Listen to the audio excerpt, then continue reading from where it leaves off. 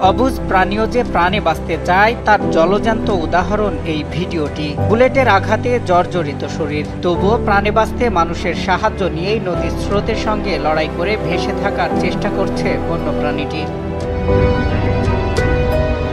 যেখানে চলন্ত স্পিড বোটে প্রাণীটি উঠে পড়লেই হতে পারত আক্রমণের শিকার, তবুও বোটে তুলে নেওয়ার চেষ্টা করছেন তারা। কিন্তু প্রাণীটির শরীর এতটাই দুর্বল হয়ে পড়েছিল যে ভাসমান পাটাতনও ধরে রাখতে পারছিল না।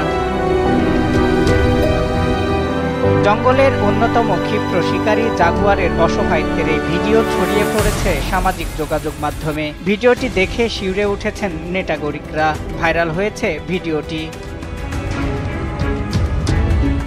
আমাজনের জঙ্গলের বিরল প্রজাতির প্রাণীটির এতটাই দুর্দশা হয়েছিল যে কোনো মুহূর্তে প্রাণ পাখি বেরিয়ে যেতে পারত।